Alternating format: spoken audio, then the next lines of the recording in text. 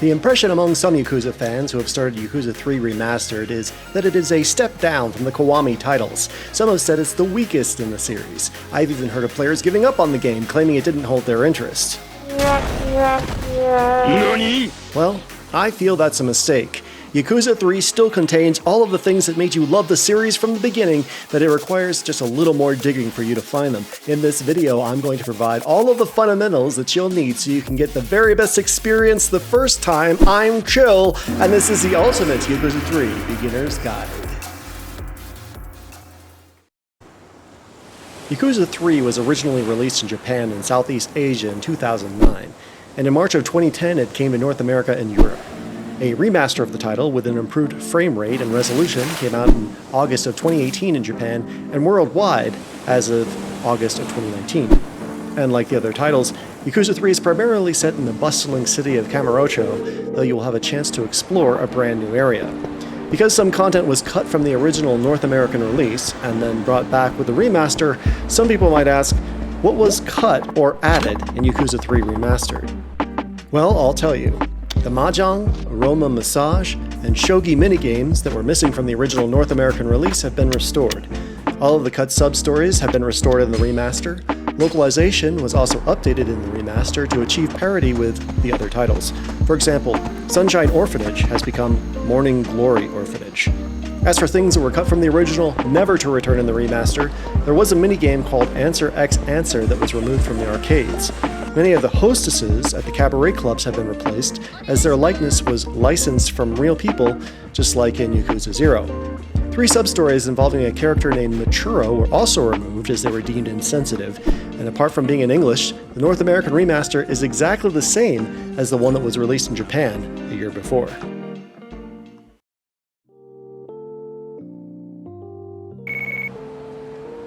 So let's get into the nitty-gritty. I recommend seeking out and completing all sub-stories as soon as they become available in the game. The reason for this is that it helps you get the experience you require in order to unlock new skills, and you also get rewards that will be helpful during gameplay, like health items and materials. Just like other games in the Yakuza franchise, you can check your completion lists in menus to see which sub-stories are available at any time. If you have a check mark next to it, it just means you've completed it. If you have a star, you've completed the sub-story with the best possible outcome. Either count as completion, so you don't need to worry about getting stars. And I'll just say this right now. If you decide you're not going to complete all the sub-stories and just push on through the main story campaign anyway, you may end up hating the game. Why? Because combat might become even more annoying without a more robust skill set. So you owe it to yourself to get those experience points to level. Another tip, make sure to seek out your training masters, especially Komaki, as he teaches you some of the most helpful fighting techniques in the game. I'll explain where to find the masters in a bit. Lastly, you're going to get a lot of items in your inventory that may not seem useful at first, like chunks of wood or super resin. Put them away in your item box at a phone booth anyway. I'll explain exactly how to put those things to use.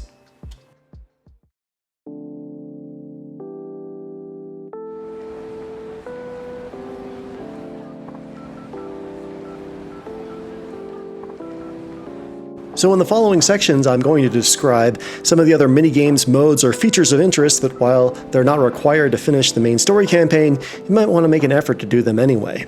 One of these things you can do in-game is visit hostesses at cabaret clubs to engage in a kind of dating sim.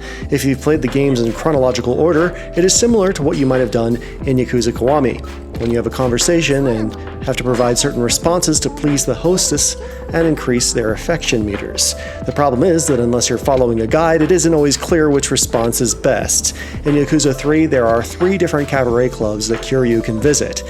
You'll spend a minimum of 7,000 yen in Ryukyu and 14,700 yen in Tokyo, so know that this activity will result in you dumping some money.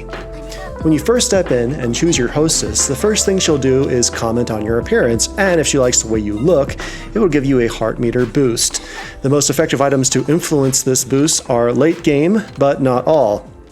You can pick up the Lucky Bracelet or Popularity Bracelet relatively early, but know that they're not strictly necessary.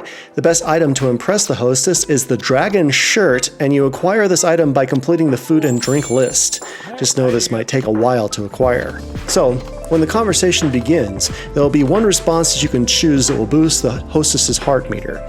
As you make progress, filling up the heart meters will unlock other events, such as the ability to take the hostess on a date and new story sections. At 8 and 14 hearts, there will be a special mode called Heat Gaze, where you'll have to look at a particular part of the hostess's body to observe something notable. Also, you'll start to realize that those conversations had by random people you've run into on the street are useful. In the gossip part of the game, you can share some interesting bits of information you overheard to impress the hostess, and as you might have guessed, not all bits of information will impress her. When you go on a date, she'll ask what you're interested in doing, and your choices are taking her to play a minigame, doing karaoke, have dinner, or go shopping. Note this will be the only time that you'll be able to eat everything on the menu at a restaurant when you're already full. The final event will trigger when you get the hostess to 20 hearts, where you'll have to complete a sub-story. After that's done, she'll send you a selfie, and you'll know her campaign is over.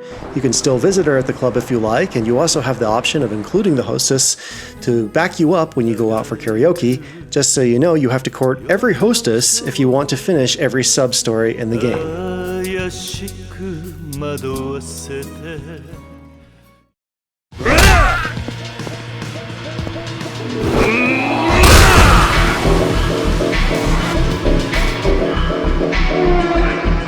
Now this is some content that I found highly enjoyable, and I'm afraid some people might have played through 3 without ever experiencing it.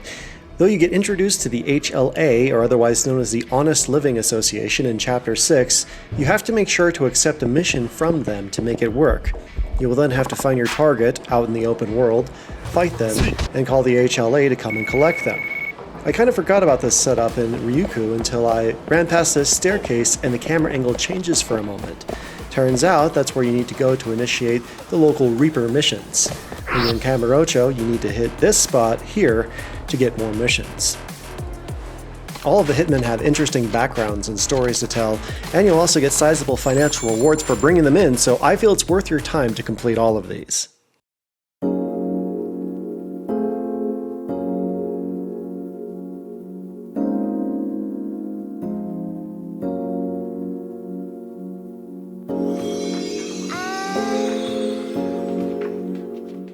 Now, I was very confused by this content when I first started out, and when I've talked to other people who have played the game, they've also been put off by it.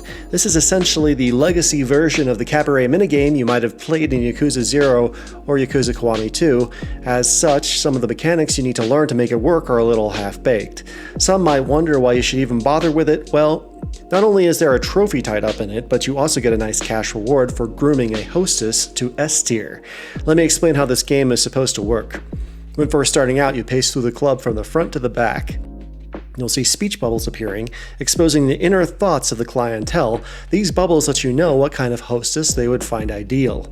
Using this information, you're supposed to go back in the dressing room and groom your hostess with different clothing items, makeup, and accessories to appeal to the preferences of those customers. After making changes to her appearance, her chart will show which kind of customer she's most likely to appeal to. The problem is, swapping outfits to cater to different crowds is a lot of work, but fear not, it's not something you actually have to do.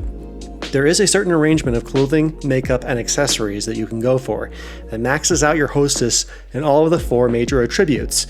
You may not have all the items you need to achieve it perfectly at first, but once you've got the basic configuration, you'll no longer have to worry about her looks.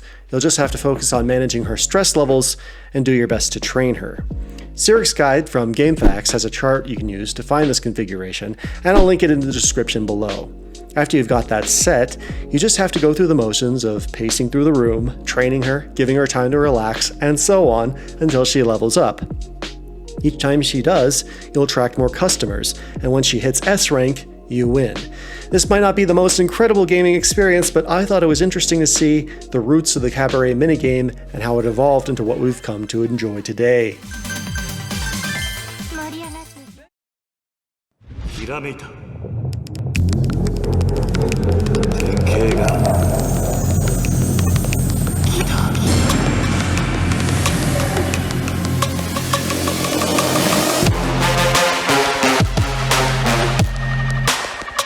These are some of my favorite bits from Yakuza 3.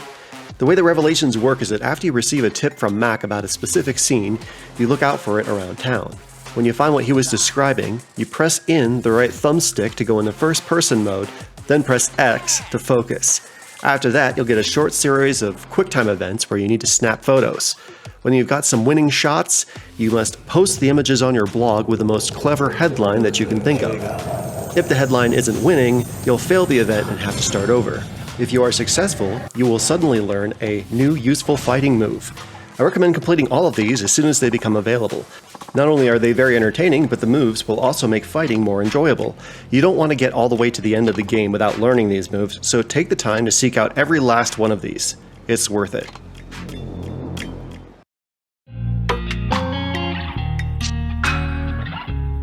When I was first presented with this option, I completely ignored it. Haruka asked to hang out, and I immediately told her I was too busy. However, if I'd known that there were a few useful items that may come from completing these sections, I might have reconsidered. Now, you don't get any trophies for hanging out with Haruka, nor is it required for completion, and I don't strongly recommend you do this content, but you should at least know how it works. When you get an opportunity to accompany Haruka into town, there will be times when she approaches certain businesses. She'll stop in front and a balloon will appear over her head. Talk to her and she'll have some kind of request. At a restaurant, she'll want you to order a certain treat. If it's an arcade, she'll ask you to play a minigame, and so on. After completing her requests, her trust bar fills up, and every time it levels up, she'll give you a reward.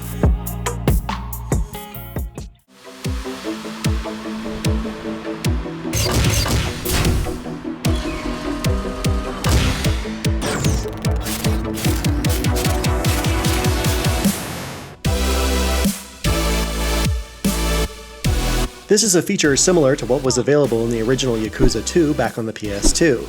In the mad rush to get through Yakuza 3 and onto the rest of the series, I feel this content might have been skipped or never seen by many players.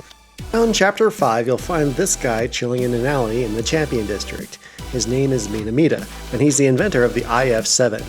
This is a kind of virtual reality video game through which Kiryu can fight digital versions of previous bosses you've fought for rewards. While it costs 100k yen to play for your first round, it only costs 10k for the following rounds.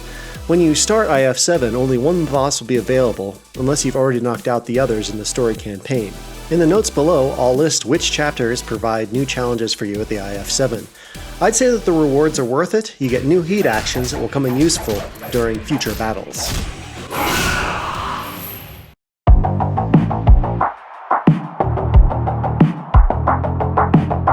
Remember when I said you need to seek out your training masters? As a part of the story in Chapter 4, you'll come across a weapons master who will stop you and challenge you to a fight. I didn't really think much of this encounter as it happened, but as it turned out, it's important to find Yonashiro so that you can learn his moves on the beach. When you first enter, take a left and follow the beach all the way down to find him standing on a rock. If you find his challenges too overwhelming, you might wait until you've completed Komaki's training in Kamurocho, which I'll explain next.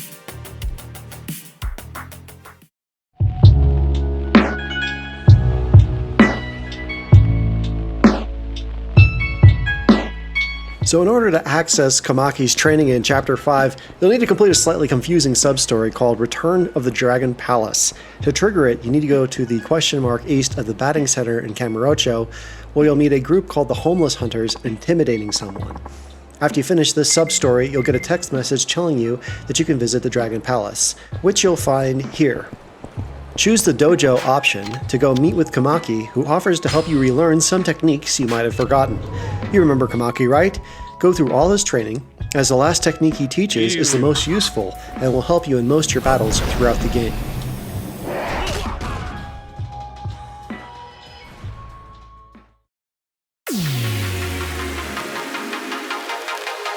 This is another little activity for you to enjoy in Chapter 9. To find it, you just need to go to the Purgatory area, and in this activity, you attempt to perfect your chase battles by running after Mack through a kind of virtual course. For completing these challenges, you are given some items that cannot be found anywhere else in the game. In Chapter 3, you'll meet Renta Kamiyama, who holds two different locations in Ryukyu. One is in a van at the northern end of the city where Kiryu can purchase different weapons. The other is this office where you can go to not only buy and repair new equipment, but also mod weapons. His younger brother occupies a similar shop in Kamurocho, offering the same services. In this section, I'll break down the basics of how it works if you want to mod a weapon. In order to mod weapons, you're going to need three things: a mod design, a base design, and materials. And of course, you'll need money to pay for the operation. So this is where all the materials you've collected throughout the game come in useful. There are many different ways you can acquire mod designs in the game, including getting a high score at the batting center and setting a record in Mack's running training. Below, I'll link you to a table from Siric's Guide where you'll find all the specifics for different weapon mods in the game. Just a note, while some of the modded weapons may say that they do less damage, you might find that they have other notable effects that make them useful anyway, so don't be afraid to give those designs a try.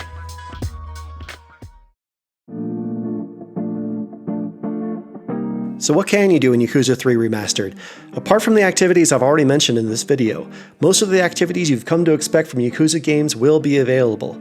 All of the casino games and bar games are there, but apart from that, you can also go golfing.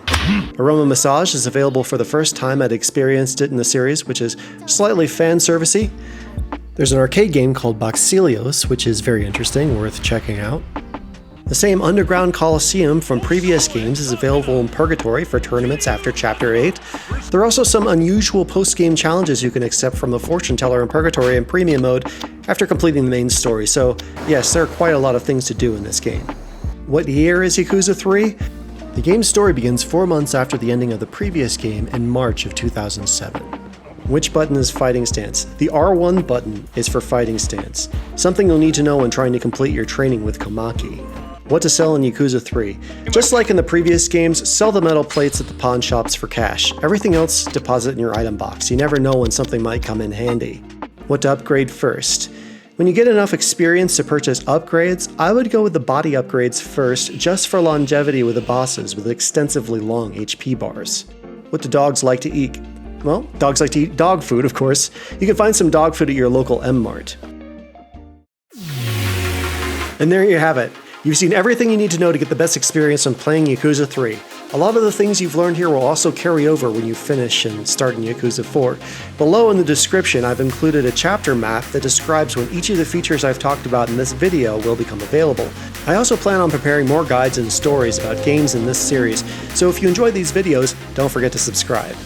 Is there a specific guide or video you'd like me to make about a game in the Yakuza series? Check out my Patreon for details. And if there's any other tips you feel people should know when they play Yakuza 3, please let me know in the comments. Please drop a like if inclined, and I'll see you later in Kamurocho.